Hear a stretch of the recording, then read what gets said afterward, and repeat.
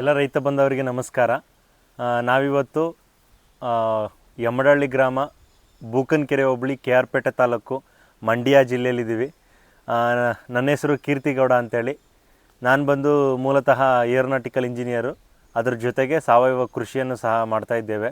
ನಮ್ಮ ತೋಟದಲ್ಲಿ ಏಲಕ್ಕಿ, ಕಾಳುಮೆಣಸು, ಅಡಿಕೆ ಮತ್ತು ಡ್ರ್ಯಾಗನ್ ಫ್ರೂಟು, ಸಪೋಟ, ಜಾಯ್ಕಾಯಿ ಈ ಥರ ವೈವಿಧ್ಯಮಯವಾಗಿ ಎಲ್ಲ ಬೆಳೆಗಳನ್ನ ನಾವು ಆರಂಭಿಸಿದ್ದೇವೆ. ಸೊ ಈಗ ನಾವು ನಿಮಗೆ ಪೆಪ್ಪರ್ ಅಂದರೆ ಇದು ಕಾಳುಮೆಣಸು ಕೃಷಿಯ ಬಗ್ಗೆ ಸಂಪೂರ್ಣ ಮಾಹಿತಿಯನ್ನು ಈ ವಿಡಿಯೋದಲ್ಲಿ ಕೊಡ್ತೀವಿ. ಈ ವಿಡಿಯೋನ ಕೊನೆವರೆಗೂ ನೋಡಿ ಮತ್ತು ಎಲ್ಲರಿಗೂ ಶೇರ್ ಮಾಡಿ, ನಮ್ಮ ಚಾನಲ್ಗೆ ಸಬ್ಸ್ಕ್ರೈಬನ್ನು ಮಾಡ್ಕೊಳ್ಳಿ. ನಿಮಗೆಲ್ಲ ಗೊತ್ತಿರೋ ಹಾಗೆ ಪೆಪ್ಪರ್ ಅಂದರೆ ಕಾಳುಮೆಣಸು ಕೃಷಿ ಒಂದು ವೈವಿಧ್ಯಮಯವಾದಂಥ ಕೃಷಿ. ಅದೊಂಥರ ವೈಶಿಷ್ಟ್ಯತೆ ಇದೆ ನಮ್ಮ ಭಾರತ ದೇಶಕ್ಕೆ. ಅದು ದಕ್ಷಿಣ ಭಾರತಕ್ಕೆ ಸಾಂಬಾರು ಪದಾರ್ಥಗಳ ರಾಜ, ಅಂದರೆ ಪ್ರಪಂಚದಲ್ಲೇ ಸಾಂಬಾರು ಪದಾರ್ಥಗಳ ರಾಜ ಅಂತ ನಮ್ಮ ಮೆಣಸನ್ನು ಕರೀತಾರೆ. ಈ ಮೆಣಸನ್ನು ಇವತ್ತು ಎಲ್ಲ ಭಾಗದಲ್ಲೂ ಮಾಡ್ಬೋದು. ಈಗ ನಿಮ್ಗೆ ಗೊತ್ತಿರೋ ಹಾಗೆ ಒಂದು ಮಾತಿದೆ, ಮೆಣಸಿಗಿಂತ ಅಡಿಕೆ 10 ಪಟ್ಟು ಸೂಕ್ಷ್ಮ.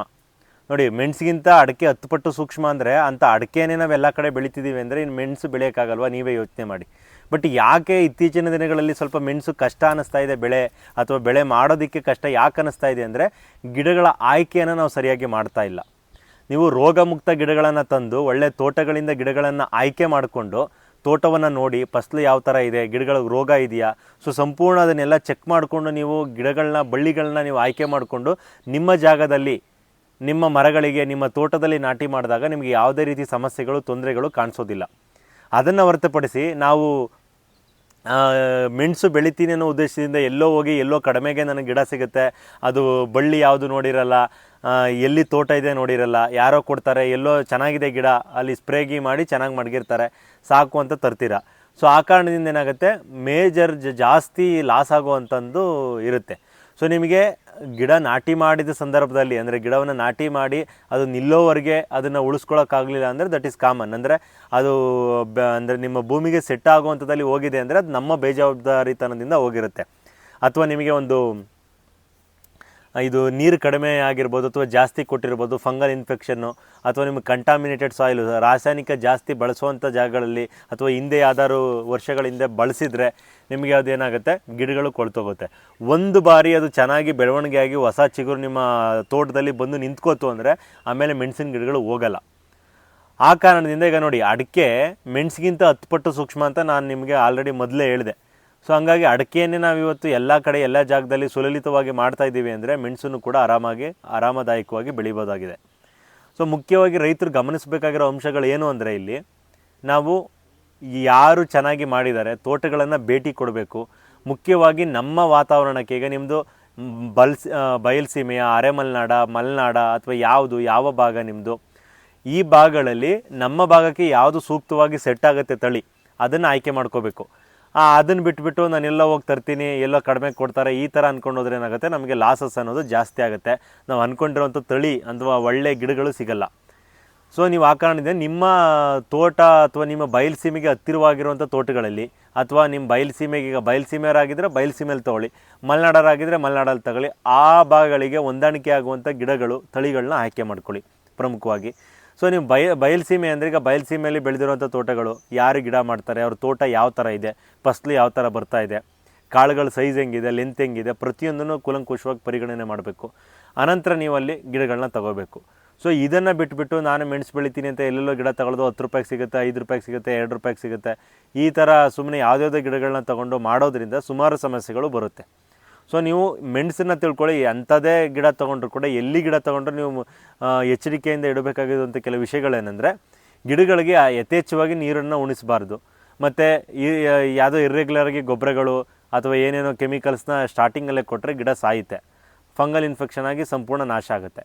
ಸೊ ಗಿಡ ಒಂದು ಬಾರಿ ನಿಂತ್ಕೊಳ್ಳೋವರೆಗೂ ನೀವು ಚೆನ್ನಾಗಿ ನೋಡಿಕೊಂಡ್ರೆ ಆಮೇಲೆ ಗಿಡ ಸಾಯಲ್ಲ. ಆಮೇಲೆ ಚೆನ್ನಾಗಿ ನಿಂತು ಚೆನ್ನಾಗಿ ಹಬ್ಬಿರೋ ಬಳ್ಳಿ ಸಾಯ್ತಾ ಇದೆ ಅಂದರೆ ಅದು ರೋಗ ಇರುವಂಥ ಬಳ್ಳಿಗಳಾಗಿರ್ತದೆ.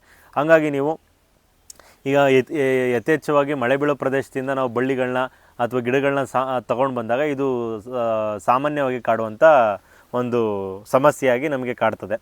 ಆ ಕಾರಣದಿಂದ ನೀವು ಮೆಣಸನ್ನು ನಾನು ಕರೆಕ್ಟಾಗಿ ಮಾಡಬೇಕು ಅಂದರೆ ಅದ್ರ ಬಗ್ಗೆ ಸಂಪೂರ್ಣ ಮಾಹಿತಿಯನ್ನು ಮೊದಲು ತಿಳ್ಕೊಬೇಕು. ಸುಮ್ಮನೆ ನಾನು ಕಾಟಾಚಾರಕ್ಕೆ ಮಾಡ್ತೀನಿ ಅಥವಾ ಏನೋ ನನ್ನ ತೋಟ ಇದೆ, ಒಂದು 5 ಗಿಡ ಹಾಕ್ತೀನಿ, 10 ಗಿಡ ಹಾಕ್ತೀನಿ ಅಂದರೆ ಈ ಎಲ್ಲ ಮಾಹಿತಿಗಳನ್ನ ತಿಳ್ಕೊಂಡು ಮಾಡೋದು ಅವಶ್ಯಕತೆ ಬೀಳಲ್ಲ. ಆದರೆ ನಾನು ಲಾರ್ಜ್ ಸ್ಕೇಲಲ್ಲಿ ಮಾಡಬೇಕು, ಒಂದು ಒಳ್ಳೆ ಪ್ರೊಡಕ್ಷನ್ ತೆಗಿಬೇಕು, ಒಳ್ಳೆ ಲಾಭ ಗಳಿಸಬೇಕು.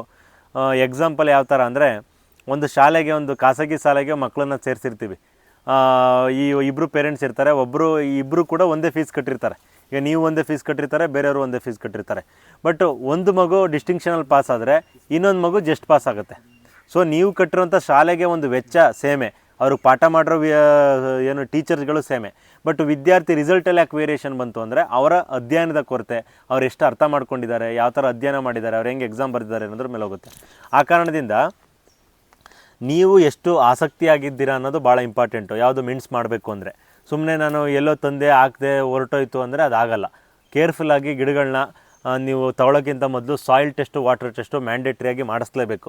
So soil test, water test ಮಾಡಿಸೋದ್ರಿಂದ ಏನು ನಿಮಗೆ ಪ್ರಯೋಜನಗಳಿದೆ ಅಂದರೆ, ನಮ್ಮ ಮಣ್ಣಲ್ಲಿ ಏನಿದೆ ಏನಿಲ್ಲ, ಯಾವ ಥರ ನಾನು ವ್ಯವಸಾಯ ಮಾಡಬೇಕು, ಯಾವ ಟೈಮ್ಗೆ ಏನೇನು ನ್ಯೂಟ್ರಿಯೆಂಟ್ಗಳನ್ನ ಕೊಡಬೇಕು, ಸಾವಯವಾಗಿರ್ಬೋದು ಅಥವಾ ನೀವು ಯಾವ ಥರ ಮಾಡ್ತೀನಿ ಅಂದರೂ ಸಮಸ್ಯೆ ಇಲ್ಲ. ಬಟ್ ಗಿಡಗಳಿಗೆ ನಿಮ್ಮ ಮಣ್ಣಲ್ಲಿರೋ ಕುಂದು ಕೊರತೆಗಳನ್ನ ನೀಗಿಸಿ ಅದಕ್ಕೆ ಸಮೃದ್ಧವಾದಂಥ ಆಹಾರಗಳನ್ನ, ನೀರನ್ನು ಪೂರೈಕೆ ಮಾಡ್ಕೊಂಡು ಬಂದರೆ ಗಿಡಗಳು ಸಾಯಲ್ಲ, ರೋಗ ಬರಲ್ಲ, ಚೆನ್ನಾಗಿ ನಿಂತ್ಕೊಳ್ಳುತ್ತೆ. ಸೊ ಹೀಗೆ ನಾವು ಪ್ರೊಫೆಷ್ನಲಾಗಿ ಮಾಡ್ತೀನಿ ಅಂದರೆ ಮಾತ್ರ ಮೆಣಸಲ್ಲಿ ಒಳ್ಳೆ ಆದಾಯವನ್ನು ನೋಡೋಕ್ಕಾಗೋದು. ಲಕ್ಷಾಂತರ ರೂಪಾಯಿ, ಕೋಟ್ಯಾಂತರ ರೂಪಾಯಿ ದುಡ್ದಿರೋವಂಥವ್ರು ಇದ್ದಾರೆ ಮೆಣಸಲ್ಲಿ. ಸೊ ಆ ಕಾರಣದಿಂದ ನೀವು ಕರೆಕ್ಟಾಗಿ ಒಂದು 4 ಎಕರೆ 5 ಎಕರೆಗೆ ಮೆಣಸು ಬೆಳ್ಕೊಬಿಟ್ರೆ 50 ಲಕ್ಷಕ್ಕಿಂತ ಜಾಸ್ತಿ ನಾವು ಆದಾಯವನ್ನು ತೆಗಿಬೋದು ಮೆಣಸಲ್ಲಿ, ತಿಳ್ಕೊಳ್ಳಿ. ಸೊ ಆ ಕಾರಣದಿಂದ ಕೋಟ್ಯಾಧಿಪತಿ ಆಗೋಕ್ಕೆ ನನಗೆ 100 ಎಕರೆ ಬೇಕು, 200 ಎಕರೆ ಬೇಕು ಅನ್ನೋ ಒಂದು ಕಾಲ ಇತ್ತು, ಅದು ಇಲ್ಲ. ನೀವು ಸುಮಾರು ಒಂದು 5 ಎಕರೆ ಅಥವಾ ಕರೆಕ್ಟಾಗಿ ಒಂದು 5 ಎಕರೆ 4 ಎಕರೆ ಜಮೀನಿದ್ರು ಕೂಡ ಕೋಟಿಯಷ್ಟು ಒಂದು ಲಾಭವನ್ನು ರೈತ ಕೂಡ ಇವತ್ತು ಅಚೀವ್ ಮಾಡ್ಬೋದು. ಅದಕ್ಕೆ ಅದರದ್ದೇ ಆದಂಥ ಕಾರ್ಯವಿಧಾನಗಳು, ಅದರದ್ದೇ ಆದಂಥ ಶೈಲಿ, ಅದರದ್ದೇ ಆದಂಥ ಒಂದು ಸೂಕ್ತ ನಿರ್ದೇಶನವನ್ನು ತಗೊಂಡು ಮಾಡಬೇಕು. ಅದನ್ನು ಬಿಟ್ಟು ಯಾರೋ ಹೇಳಿದ್ರು ಅಂತ ಏನೋ ಅಡಿಕೆ ಹಾಕೋದು, ಏನೋ ಮಾಡೋಕ್ಕೆ ಹೋಗೋದು, ಏನೋ ಬೆಳೆಯೋದು, ಈ ಥರ ಅವೈಜ್ಞಾನಿಕವಾಗಿ ಇವತ್ತು ಕೃಷಿ ಅನ್ನೋದು ಹಾಳಾಗ್ತಾಯಿದೆ. ನಮಗೆಲ್ಲ ಗೊತ್ತಿರೋ ಹಾಗೆ ಫಾರ್ಮಿಂಗ್ ಇಸ್ ಎ ಗ್ಯಾಂಬ್ಲಿಂಗ್ ಅಂತ ಕರೆಯೋ ಮಾತಿದೆ. ಅಂದರೆ ಕೃಷಿ ಅನ್ನೋದು ಜೂಜು ಅನ್ನೋ ರೀತಿ ಬಂದ್ಬಿಟ್ಟಿದೆ. ಯಾಕೆ ಅಂದರೆ ನಮ್ಮ ಮಣ್ಣನ್ನು ನಾವು ಮೊದಲು ಅರ್ಥ ಮಾಡ್ಕೋಬೇಕು. ಈಗ ನೀವು ಯಾವುದೋ ಒಂದು ಕಾರ್ ಡ್ರೈವಿಂಗ್ ಮಾಡ್ತೀರಾ, ಯಾವುದೋ ಒಂದು ವೆಹಿಕಲ್ನ ಮಾಡ್ತೀರಾ ಅಂದರೆ ಅದ್ರ ಕ್ಲಚ್ ಯಾವ ಥರ ವರ್ಕ್ ಆಗುತ್ತೆ, ಗೇರ್ ಸಿಸ್ಟಮ್ ಯಾವ ಥರ ಇದೆ, ಆಕ್ಸಿಲೇಟ್ರು ಎಲ್ಲ ಸಂಪೂರ್ಣವಾಗಿ ಸ್ಟೇರಿಂಗ್ ಎಲ್ಲದನ್ನು ಅರ್ಥ ಮಾಡ್ಕೊಂಡಾಗ ಅದನ್ನು ಪರ್ಫೆಕ್ಟ್ ಡ್ರೈವರ್ ಆಗೋಕ್ಕೆ ಸಾಧ್ಯ. ಆ ಥರ ನಾನೊಂದು ಕೃಷಿ ಮಾಡ್ತಾಯಿದ್ದೀನಿ ಅಂದರೆ ನಮ್ಮ ಮಣ್ಣಲ್ಲಿ ಏನಿದೆ ಏನಿಲ್ಲ, ನಮ್ಮ ಮಣ್ಣು ಯಾವ ಥರ ಸೂಟ್ ಆಗುತ್ತೆ, ಅದರಲ್ಲಿ ಏನು ಬೆಳಿಬೋದು ಅಥವಾ ಏನು ಹಾಕ್ಬೋದು, ನನಗೆ ಏನು ಸಾಯಿಲ್ ಟೆಸ್ಟು, ವಾಟರ್ ಟೆಸ್ಟಲ್ಲಿ ಏನಾದ್ರು ನೆಗೆಟಿವ್ ಬಂತು ಅಂದರೆ ಅದನ್ನು ರಿಕವರ್ ಮಾಡೋದು ಯಾವ ಥರ, ಈಗ ಸಂಪೂರ್ಣ ಅಧ್ಯಯನ ಮಾಡಿಕೊಂಡು ಅದ್ರ ಬಗ್ಗೆ ತಿಳ್ಕೊಂಡು ನೀವು ಮಾಡಿದ್ರೆ ನಿಮ್ಗೆ ಅನುಕೂಲ ಆಗುತ್ತೆ. ಅದನ್ನು ಬಿಟ್ಟು ಸುಮ್ಮನೆ ನಾನು ತೊಗೊಂಡೋದೆ, ಈಗ ದುಡ್ಡು ಖರ್ಚು ಮಾಡೋಕ್ಕೆಲ್ಲ ರೆಡಿ ಇರ್ತಾರೆ, ಲಕ್ಷಾಂತರ ರೂಪಾಯಿ ಖರ್ಚು ಮಾಡ್ತಾರೆ. ಅವ್ರಿಗೊಂದು ಒಳ್ಳೆ ಮನಸ್ಸಿಂದ ಖರ್ಚು ಮಾಡ್ತಾರೆ, ಒಳ್ಳೆ ಲಾಭ ತೆಗಿಬೇಕು, ಚೆನ್ನಾಗಿ ಫಸಲು ಬರಬೇಕು ಅನ್ನೋದ್ರಿಂದ. ಬಟ್ ಏನಾಗುತ್ತೆ ಅಂದರೆ ನಾವು ಮಾಡೋವಂಥ ಸಣ್ಣ ಸಣ್ಣ ತಪ್ಪುಗಳು, ಸಣ್ಣ ದಡ್ಡತನ ಏನಿರ್ತದೆ, ನಾವು ಅದನ್ನು ಕೇರ್ಲೆಸ್ ಮಾಡಿಬಿಡ್ತೀವಿ, ಗಮನ ಹರಿಸಲ್ಲ. ಅಂಥ ಕೆಲಸದಿಂದ ನಮಗೆ ಲಾಸ್ ಅನ್ನೋದು ಜಾಸ್ತಿ ಆಗ್ತಾ ಬರ್ತದೆ. ಇದನ್ನೆಲ್ಲ ಅರ್ಥಕೊಂಡು ನೀಟಾಗಿ ಅದ್ರ ಬಗ್ಗೆ ಸಂಪೂರ್ಣವಾಗಿ ತಿಳ್ಕೊಂಡು ನಾವು ರೈತರೇನು ಮಾಡಬೇಕು, ಮುಂದುವರಿಬೇಕಾಗ್ತದೆ. ನೀವು ಹೆಚ್ಚಿನ ಮಾಹಿತಿ ಬೇಕು ಅಥವಾ ನನಗೆ ಇದ್ರ ಬಗ್ಗೆ ಸಂಪೂರ್ಣವಾಗಿ ತಿಳ್ಕೋಬೇಕು ಅನ್ನೋದಾಗಿದ್ದರೆ ನೀವು ನಮ್ಮ ತೋಟವನ್ನು ವಿಸಿಟ್ ಮಾಡ್ಬೋದು.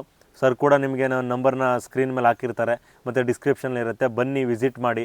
ಅಟ್ಲೀಸ್ಟ್ ನಿಮಗೆ ನೀವು ಲಾರ್ಜ್ ಸ್ಕೇಲಲ್ಲಿ ತೊಗೊಂಡು ನಾನು ಮಾಡೋಕ್ಕಾಗಿಲ್ಲ ಅಂದರೆ ಒಂದು 5, 10, 20 ಗಿಡಗಳನ್ನ ನೀವು ತೋಟ ವಿಸಿಟ್ ಮಾಡಿ ತೊಗೊಂಡೋಗಿ ನಿಮ್ಮ ತೋಟದಲ್ಲಿ ಹಾಕಿದಾಗ ನಿಮಗೊಂದು ಅದರಿಂದ ಕೆಡುಕು ಒಳಿತುಗಳು ಗೊತ್ತಾಗುತ್ತೆ. ನಾವೀಗ ಅನ್ನ ಬೆಂದಿದೆಯೋ ಬೆಂದಿಲ್ವೋ ಅಂತ ನೋಡೋಕ್ಕೆ ಒಂದು ಅಗಳು ಸಾಕು ನಮಗೆ, ಪೂರಾ ಬೋಸಿಲಿರೋದು ಅಥವಾ ಏನು ಇರೋದೆಲ್ಲ ತಿನ್ನೋ ಅವಶ್ಯಕತೆ ಇಲ್ಲ. ಅದೇ ಥರ ನೀವು ಬಂದು ಅಂಥವ್ರು, ವಿಸಿಟ್ ಮಾಡಿದೋ ಅಂಥವ್ರು, ನಿಮಗೆಲ್ಲ ಸಂಪೂರ್ಣ ಮಾಹಿತಿಗಳು ತಿಳ್ಕೊಂಡು ಆಸಕ್ತಿಯಿಂದ ಒಂದು 10, 15, 20 ಗಿಡಗಳನ್ನ ನೀವು ಪ್ರಾಯೋಗಿಕವಾಗಿ ಮಾಡಿದ್ದೇ ಆದಲ್ಲಿ ನಿಮಗೆ ಡೌಟ್ ಇದೆ ಅಥವಾ ಇಲ್ಲಿ ಬರುತ್ತೋ ಬರಲ್ವ ಅನ್ನೋ ಕನ್ಫ್ಯೂಷನ್ಸ್ ಇದೆ, ಸುಮಾರು ಸಮಸ್ಯೆಗಳಿದೆ ಅಂತ ನಿಮಗೆ ಮನಸ್ಸಲ್ಲಿ ಏನಾದ್ರು ನಿಮಗೆ ಒಂದು ಕಾಡಿದ್ರೆ ಡೌಟು, ನೀವು ಆ ಥರ ತೋಟಕ್ಕೆ ಬಂದು ಮಾಹಿತಿ ತಿಳ್ಕೊಂಡು ತೋಟ ನೋಡಿ ಅದ್ರ ಬಗ್ಗೆ ಹೆಚ್ಚಿನ ಮಾಹಿತಿ ತೊಗೊಂಡು ಯಾವ ಥರ ಮಾಡೋದು, ಮಣ್ಣು ಹೆಂಗೆ ಹದ ಮಾಡ್ಕೋಬೇಕು, ಏನೇನು ಗೊಬ್ಬರಗಳನ್ನ ಇನಿಷಿಯಲಿ ನಾವು ಕೊಡಬೇಕು, ಈ ಥರ ನೀರು ಪೂರೈಕೆ ಹೆಂಗಿರಬೇಕು, ನಮ್ಮ ಮಣ್ಣು ಕಾಂಪೋಸಿಷನ್ ಯಾವ ಥರ ಇದೆ, ಎಲ್ಲ ಒಂದು ವೈಜ್ಞಾನಿಕವಾಗಿ ತಿಳ್ಕೊಂಡಾಗ ಕೃಷಿಲಿ ಲಾಸ್ ಆಗೋಲ್ಲ. ಅದನ್ನು ಬಿಟ್ಟು ನಾನು ಅವೈಜ್ಞಾನಿಕವಾಗಿ ಗಿಡ ತಳಿ ಸೆಲೆಕ್ಷನ್ ಮಾಡಲ್ಲ, ಯಾವುದೋ ಕಡಿಮೆಗೆ ಸಿಕ್ತು ಅಂತ ಸುಮ್ಮನೆ ಎತ್ಕೊಂಬರೋದು, ಹೋಗಿ ಅಲ್ಲಿ ಸರಿಯಾಗಿ ನಾಟಿ ಮಾಡಲ್ಲ, ಆಮೇಲೆ ಬಿಸಿಲಿಗೆ ಅಥವಾ ಮಣ್ಣಿಗೆ ಅನುಕೂಲವಾಗಿ ನೀರು ಕೊಡಲ್ಲ, ಆಮೇಲೆ ಸಣ್ಣ ಪುಟ್ಟ ಸಮಸ್ಯೆಗಳು, ರೋಗ ಕೀಟ ಬಾಧೆಗಳು ಬಂದರೆ ಅದನ್ನು ನೋಡ್ಕೊಳ್ಳೋಂಥ ಚಿಕ್ಕದ್ರಲ್ಲಿ. ಯಾಕೆಂದರೆ ಬೆಳೀತಾ ರೆಸಿಸ್ಟೆನ್ಸ್ ಬೆಳೆದಂಗೆ ಅದೇನಾಗುತ್ತೆ, ಗಿಡಗಳಿಗೆ ಆ ಪ್ರಕೃತಿ ಅಂದರೆ ಅಲ್ಲಿರುವಂಥ ಸರೌಂಡಿಂಗ್ ಜಾಗಕ್ಕೆ ಅಡ್ಜಸ್ಟ್ ಆಗಿಬಿಡುತ್ತೆ. ಅಲ್ಲಿನ ಕೀಟ, ಅಲ್ಲಿನ ಇದು ಎಲ್ಲದಕ್ಕೂ ಅಡ್ಜಸ್ಟ್ ಆಗಿ ಅದು ಒಂದು 2 ರಿಂದ 3 ವರ್ಷ 4 ವರ್ಷ ಆದಮೇಲೆ ಏನು ಸಮಸ್ಯೆ ಇಲ್ದಂಗೆ ರೆಡಿ ಆಗುತ್ತೆ. ಅದನ್ನು ಹೊರತುಪಡಿಸಿ ಏನು ನೋಡ್ಕೊಳ್ದೇ ಈಗ ಚಿಕ್ಕ ಮಗುನ ತಗೊಂಡು ಬಂದು ಸುಮ್ಮನೆ ರೋಡಿಗೆ ಬಿಸಾಕ್ದಂಗೆ ತೋಟಕ್ಕಿದ್ದು ಗಿಡಗಳನ್ನ ಎಸೆದ್ಬಿಟ್ಟು ನಾವೆಲ್ಲೋ ಹೋಗ್ಬಿಡೋದು ಬೇಜವಾಬ್ದಾರಿತನ ಈ ಥರ ಎಲ್ಲ ಮಾಡಿದಾಗ ಆಬ್ವಿಯಸ್ಲಿ ಕೃಷಿಲಿ ಲಾಸ್ ಆಗೇ ಆಗುತ್ತೆ. ಕೃಷಿ ಮಾಡೋಕ್ಕೆ ಪ್ರಮುಖವಾಗಿ ಇಂಟ್ರೆಸ್ಟ್ ಇರಬೇಕು, ಆಸಕ್ತಿ ಇರಬೇಕು. ಆ ಕಾರಣದಿಂದ ನೀವು ಇದ್ರ ಬಗ್ಗೆ ಆಸಕ್ತಿಯನ್ನು ಮೂಡಿಸ್ಕೊಳ್ಳಿ. ನನಗೆ ಸ್ಟಾರ್ಟಿಂಗು ಸ್ವಲ್ಪ ಡೌಟ್ ಇದೆ, ಆಗಲ್ಲ ಅಂದರೆ ಒಂದು 20, 50, 100 ಗಿಡಗಳಿಂದ ಸ್ಟಾರ್ಟ್ ಮಾಡಿ ಅನುಭವ ತಗೊಳ್ಳಿ. ಅದರಿಂದಾಗ ಈ ಸಮಸ್ಯೆ ಆಗಲ್ಲ. ಸಣ್ಣ ಪುಟ್ಟ ನಿಮಗೆ ಲಾಸ್ ಆದರೂ ಕೂಡ ನಿಮ್ಮ ಅನುಭವ ಸಿಗುತ್ತೆ ನಿಮಗೆ.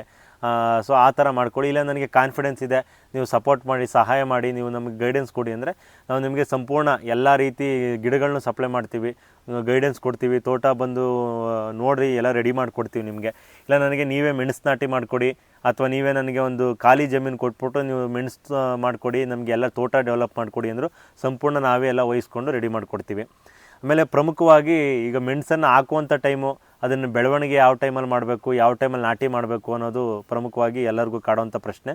ನೀವು ಮುಂಗಾರು ಅಂದರೆ ಮಳೆ ಬೀಳುವಂಥ ಸಂದರ್ಭದಲ್ಲಿ ಮೇ ಜೂನ್ ನಂತರ ಗಿಡಗಳನ್ನ ನಾಟಿ ಮಾಡಬೇಕಾಗ್ತದೆ. ಸೊ ಮೇ ಜೂನ್ ನಂತರ ನಾವು ನಾಟಿ ಮಾಡೋದು ಏನು ಅನುಕೂಲ ಅಂದರೆ ಮಳೆ ಬೀಳೋ ಸಮಯ ಆಗಿರೋದ್ರಿಂದ ಗಿಡಗಳು ಹೋಗಲ್ಲ, ಅಂದರೆ ಹಾಳಾಗಲ್ಲ, ಸಾಯಲ್ಲ, ಚೆನ್ನಾಗಿ ನಿಲ್ಲುತ್ತೆ. ಮತ್ತು ಗಿಡಗಳಿಗೆ ಒಂದು ಬೇಕಾಗಿರುವಂಥ ಅನುಕೂಲಕರ ವಾತಾವರಣ ಆ ಮೇ ಜೂನ್ ಟೈಮಲ್ಲಿ ಕ್ರಿಯೇಟ್ ಆಗುತ್ತೆ. ಆ ಕಾರಣದಿಂದ ಮೇ ಜೂನ್ ಟೈಮಲ್ಲಿ ನೀವು ನಾಟಿ ಮಾಡೋದು ಅಂದರೆ ಲಾರ್ಜ್ ಪ್ಲಾಂಟೇಷನ್ಗಳು ಸೂಕ್ತ. ಸರ್ ಇಲ್ಲ ನಾನು ಒಂದು 5 ಗಿಡ 10 ಗಿಡ ಪ್ರಾಯೋಗಿಕವಾಗಿ ಹಾಕ್ತೀನಿ ಅಂದರೆ ಯಾವ ಟೈಮಲ್ಲಾರು ಹಾಕ್ಬೋದು. ಬಟ್ ನಾನು 1000, 500 ಹಿಂಗೆ ಲಾರ್ಜ್ ಸ್ಕೇಲಲ್ಲಿ ಮಾಡ್ತೀನಿ, 1 ಎಕರೆ 2 ಎಕರೆ ಈ ಥರ ಅಂದರೆ ನೀವು ಸ್ವಲ್ಪ ಅವಗುಣನ ನೋಡಿಕೊಂಡು ಮಾಡೋವಂಥದ್ದು ಭಾಳ ಉತ್ತಮ. ಏಕೆಂದರೆ ನೀವು ಎಷ್ಟೇ ನೆರಳಲ್ಲಿ ನಿಂತಿದ್ರೂ ಕೂಡ ಇವತ್ತು ಬಿಸಿಲು ಜಾಸ್ತಿ ಇದೆ ಅಂದರೆ ನಮಗೆ ಆ ಬಿಸಿಲು ಬೇಗ ಅನ್ನೋದು ತಟ್ಟುತ್ತೆ. ಆ ಬಿಸಿಲು ಹೀಟ್ ಅನ್ನೋದು ನಮ್ಮ ಮೇಲೆ ಅದು ವೇವ್ಸ್ ಮುಖಾಂತರ ಆದರೂ ಪ್ರಭಾವ ಬೇರೆ ಬೀರುತ್ತೆ. ಸೊ ನಮಗೆ ಮನುಷ್ಯರಿಗೆ ಅಷ್ಟು ಅದು ಪ್ರಭಾವ ಬೀರುತ್ತೆ ಅಂದರೆ ಇನ್ನು ಚಿಕ್ಕ ಮಗು ಥರ ಅದು ಪೆಪ್ಪರ್ ಪ್ಲ್ಯಾಂಟ್ ಅವೆಲ್ಲ ಬಂದು ಚಿಕ್ಕದ್ರಲ್ಲಿ, ಅದು ದೊಡ್ಡದಾದ್ಮೇಲೆ ಏನಾಗಲ್ಲ. ಆ ಚಿಕ್ಕದ್ರಲ್ಲೇ ಅದು ಅದನ್ನು ಇಂಟೆನ್ಸಿವ್ ಹೀಟ್ನ ತಡೆಯೋಕ್ಕಾಗ್ದೇ ಗಿಡ ಬೇರೆ ರೂಟ್ ಫಾರ್ಮೇಷನ್ ಆಗ್ದೇ ಗಿಡ ಸಾಯೋಂಥ ಚಾನ್ಸಸ್ ಜಾಸ್ತಿ ಇರುತ್ತೆ. ಹಾಗಾಗಿ ನಾವು ಈ ಟೈಮ್ ಸಮ್ಮರ್ ಪ್ಲಾಂಟೇಷನ್ ಏನಿದೆ ಅದನ್ನು ಅವಾಯ್ಡ್ ಮಾಡಿ ಅಂತ ನಾವು ರೈತರಿಗೆ ಹೇಳ್ತೀವಿ.